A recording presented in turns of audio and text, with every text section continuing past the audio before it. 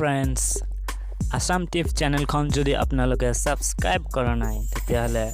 অতি সোনকালে Assam Tips channel খন সাবস্ক্ৰাইব কৰি লওক আৰু নোটিফিকেশন পাবলৈ বেল আইকন খন সোনকালে টিপি দিয়ক ফ্ৰেন্ডছ আজি আপোনালোকৰ মাজত এটা ইউনিক বস্তু লৈ আহিছো যেটো সকলো মোবাইলৰ মানে চিনাক্তকৰণ কৰিবলৈ এটা সহজ উপায় হেতু হৈছে IMEI নাম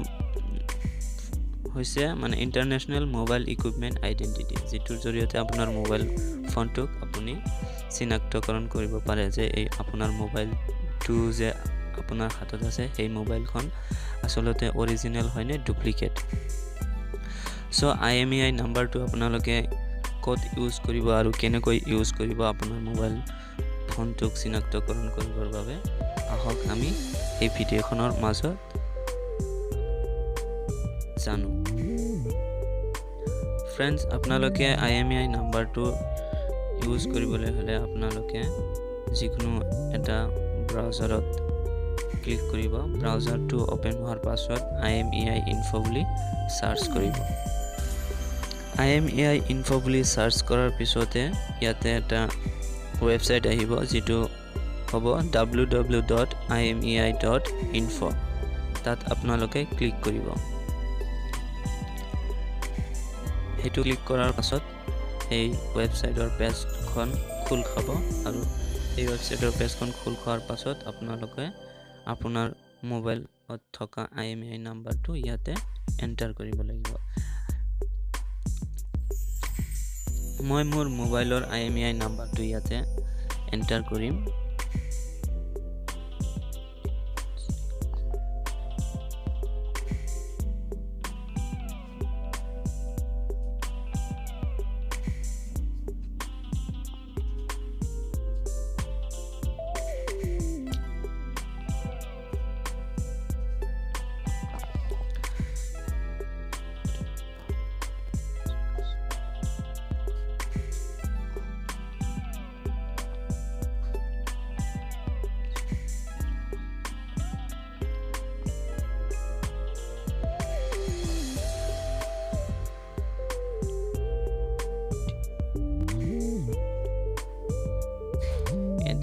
তাৰপিছত আপোনালোকে তলত এটা অপচন দেখা পাব যে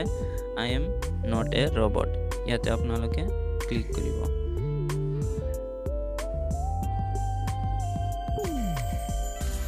I am not a robot to click কৰাৰ পাছত ইয়াতে এটা ৰাইট চিন দেখুৱাব তাৰ পাছতে আপোনালোকে চেক কৰি অপচনটো টিপি দিব যে অপচনটো টিপিৰ পাছত মোবাইলটো চেকিং হৈ থাকিব তাৰপিছতে ফেসটো আপোনাৰ মোবাইলৰ ইনফৰমেশনবোৰ আহি যাব ইয়াতে আপোনালোকে চাব পাৰিছে যে মোৰ মোবাইলটো Redmi Note 5a আৰু ব্ৰ্যান্ডটো হৈছে Xiaomi তো মই এতিয়া গম পালো যে মোৰ মোবাইলখন অৰিজিনেল হয়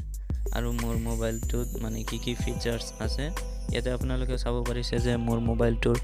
পিকচাৰ দেখুৱাই আছে তাৰ পাছত মোবাইলৰ বেসিক ইনফৰমেশনবোৰ দেখুৱাই আছে যে সিম কাৰ্ড দুখন আছে দুটাই ন্যানো সিম হয়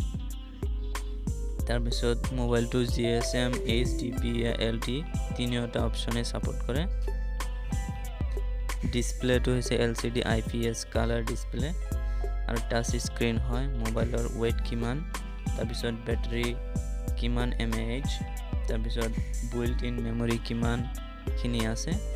আৰু RAM কিমান খিনি আছে গোটেইখিনি তথ্য ইয়াতে আপোনালোকে গম পাব কিছুমান মোবাইলত দেখা যায় যে মানে আপোনাৰ মোবাইলটো ফল্টি দেখুৱাইছে মানে ফিচাৰ্স পুৰত ফল্টি দেখুৱাইছে কিন্তু আসলতে মোবাইলটো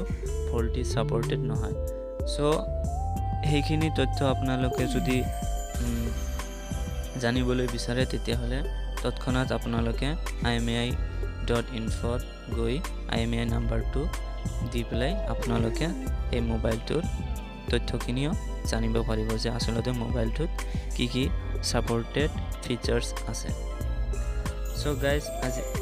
এটোৱে আছিল আজিৰ এই ভিডিঅ'খিনিত ক'ব লগা বস্তু সো এই ভিডিওখন যদি আপোনালোকক ভাল লাগিছে তেতিয়াহ'লে লাইক আৰু কমেণ্ট কৰিব আৰু আপোনালোকৰ বন্ধুৰ সৈতে এই ভিডিওখন শ্বেয়াৰ কৰিবলৈ নাপাহৰিব। সো আজিলৈ ইমানে, থেংক ইউ, ধন্যবাদ।